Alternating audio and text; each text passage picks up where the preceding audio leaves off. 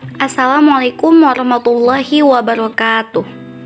Perkenalkan, nama saya Khofifah, saya dari Prodi Komunikasi Penyiaran Islam, Fakultas Agama Islam, Universitas Ibnu Khaldun, Bogor. Saya akan mempresentasikan materi Ulumul Quran nomor 14 sampai 20 dengan dosen mengampu Dr. Ahmad Alim, LC.MA. Materi ke-14 tentang perintah dan larangan dalam Al-Quran. Maksud perintah adalah pemahaman bahwa jika dikerjakan akan membawa kemaslahatan bagi pelakunya. Begitu pula dengan larangan. Larangan adalah pemahaman bahwa jika dihindari akan memberikan kebaikan bagi pelakunya. Hukum asal perintah dan larangan. Hukum asal perintah yang terdapat di dalam Al-Quran dan As-Sunnah adalah wajib, kecuali ada dalil yang menunjukkan bahwa hukumnya adalah sunnah atau mubah. Dan hukum asal larangan yang terdapat di dalam Al-Quran dan As-Sunnah adalah haram, kecuali ada dalil yang menunjukkan bahwa hukumnya adalah makruh. Materi ke-15 tentang Israiliyat dalam Al-Quran. Israiliyat adalah istilah khusus yang digunakan oleh ulama ilmu Al-Quran dan tafsir untuk menunjukkan pemberitaan, cerita, tradisi, serta doktrin-doktrin yang diidentikan kepada Yahudi dari klaim Bani Israel. Selanjutnya, cakupan maknanya berkembang menjadi apa saja yang berasimilasi ke dalam tafsir Al-Quran, baik dari aspek pemberitaan, cerita maupun hukum-hukum. Israiliyat ini telah berdampak buruk terhadap Islam. Para ulama mengklasifikasikan Israiliyat dalam 3 bagian. Pertama, Israiliyat yang sejalan dengan Islam. Kedua, Israiliyat yang tidak sejalan dengan Islam. Ketiga, Israiliyat yang tidak masuk bagian pertama dan kedua. Sedangkan periwayatan Israiliyat secara garis besar dapat dikategorikan dalam 2 bagian, melarang dan membolehkan. Adapun kitab-kitab tafsir yang memuat Israiliyat diantaranya Jami al-Bayan fi Tafsir Al-Quran, Tafsir Muqatil, Tafsir Al-Quran Al-Azim, dan Tafsir Al-Baghawi. Materi ke-16 tentang Tafsir Tahlili. Kata tahlili secara etimologi berasal dari bahasa Arab halala yuhallilu tahlil, yang berarti membuka sesuatu, melepaskan, menguraikan, atau menganalisis. Salah satu metode tafsir yang sering digunakan oleh para pengkaji Al-Quran adalah metode tahlili. Metode tahlili adalah metode yang menafsirkan Al-Quran yang berusaha menjelaskan Al-Quran dengan menguraikan berbagai seginya dan menjelaskan apa yang dimaksudkan oleh Al-Quran. Materi ke-17 yaitu Fadilah Ilmu dalam Al-Quran. Rasulullah SAW bersabda, "Thalabul ilmi fardhatun ala kulli muslimin." Artinya, menuntut ilmu itu wajib bagi setiap muslim. Hadis riwayat Ibnu Majah nomor 224 dari sahabat Anas bin Malik radhiyallahu an, disahihkan Al-Albani dalam Sahih Al-Jami' Shaghir nomor 3913. Keutamaan ilmu dalam Al-Quran. Yang pertama, orang berilmu diangkat derajatnya.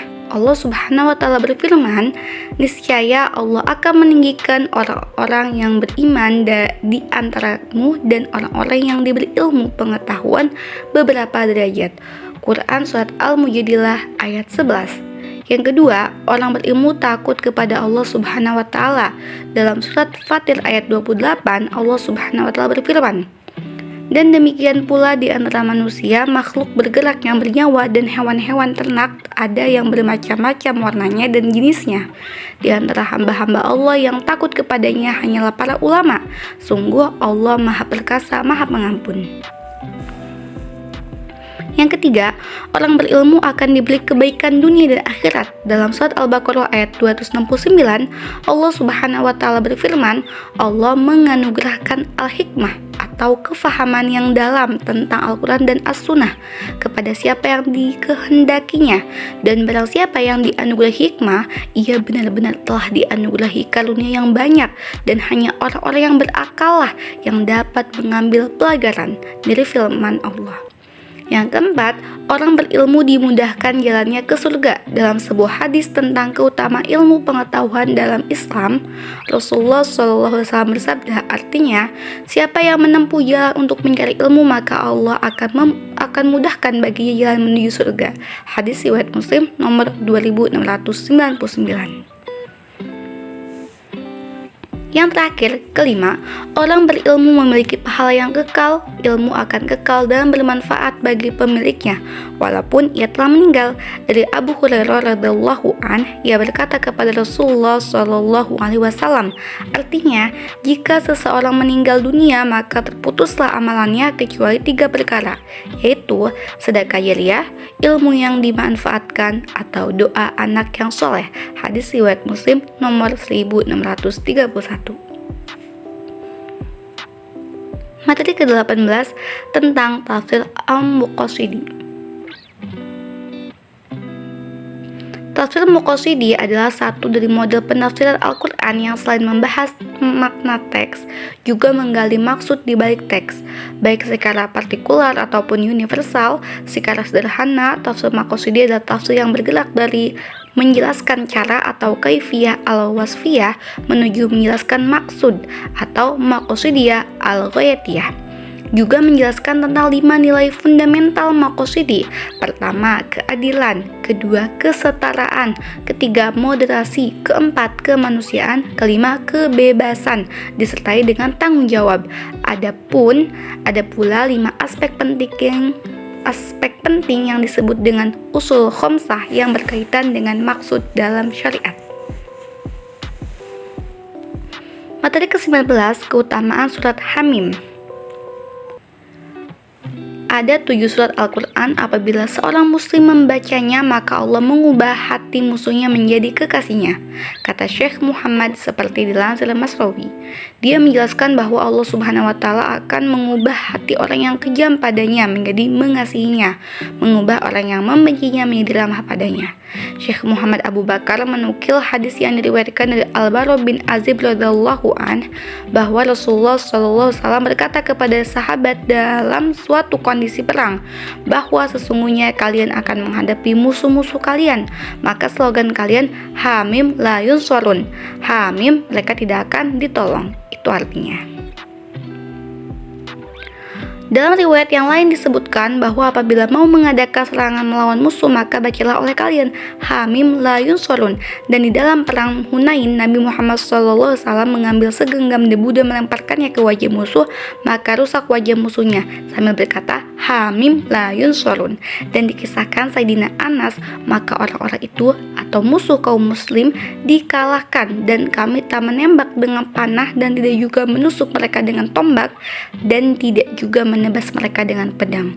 Syekh Muhammad Abu Bakar menegaskan bahwa kemenangan yang diraih pasukan muslim itu berkat rahmat Allah dan ucapan Nabi Muhammad SAW, yaitu Hamim la yunsarun.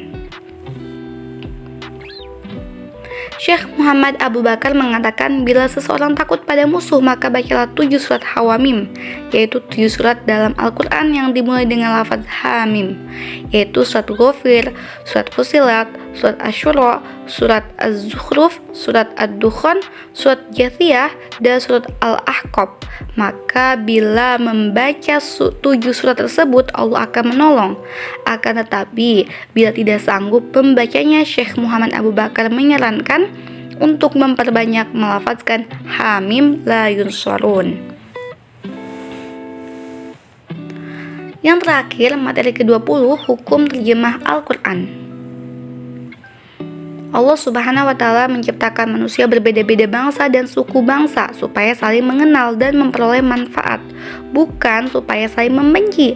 Manusia diturunkan dari sepasang suami istri. Di hadapan Allah mereka semua satu, dan yang paling mulia ialah yang paling bertakwa. Berbagai perbedaan dalam bahasa dan warna kulit dapat dilihat dari segi geografi atau waktu tertentu dalam sejarah. Allah Subhanahu wa Ta'ala mengajarkan kepada manusia berbahasa supaya bisa saling berkomunikasi dan menjelaskan pikiran dan perasaan satu sama lain. Wahyu Al-Quran itu datang dari Allah yang Maha Pemurah, berbahasa Arab sebagai tanda karunia-Nya yang terbesar. Dia sumber segala cahaya yang memancar ke segenap alam raya. Allah Subhanahu wa Ta'ala mengajari manusia berbicara dengan jelas, mudah dicerna, mampu menyatakan pendapat, isi hati dan pikiran, mampu memahami dengan terang hubungan sesuatu dan menjelaskannya. Kata sambutan Syekh Shalih Ibnu Abdul Aziz Ibnu Muhammad Al-Syekh, Menteri Agama, Wakaf Dakwah dan Bimbingan Islam Saudi Arabia, dalam Al-Quran dan terjemahnya cetakan Lembaga Percetakan Al-Quran Raja Fahad, mengatakan bahwa Lembaga Percetakan Al-Quran Raja Fahad di Madinah mempersembahkan terjemah Al-Quran dalam bahasa Indonesia yang telah disahkan oleh Kementerian Agama Republik Indonesia dan telah diteliti oleh Lembaga Percetakan Al-Quran Raja Fahad. Hal ini dalam rangka memberikan perhatian yang tinggi terhadap kitabullah dan melancarkan penyebaran dan pembagiannya di kalangan umat Islam di seluruh penjuru dunia, serta menafsirkan dan penerjemahan maknanya dalam berbagai bahasa di dunia guna memudahkan dalam memahami Al-Quran.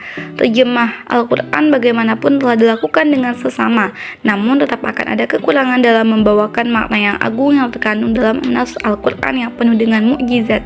Sebagai hasil usaha manusia, terjemah ini tidak lepas dari kesalahan dan kekurangan. Karenanya, setiap pembaca diharapkan menyampaikan segala bentuk kesalahan, kekurangan, ataupun tambahan yang didapatnya guna perbaikan dalam cetakan-cetakan berikutnya. Terjemah Kemenag, walaupun dikatakan terjemah harfiah, tidak dapat dikatakan salah dan tidak pula dapat dikategorikan haram.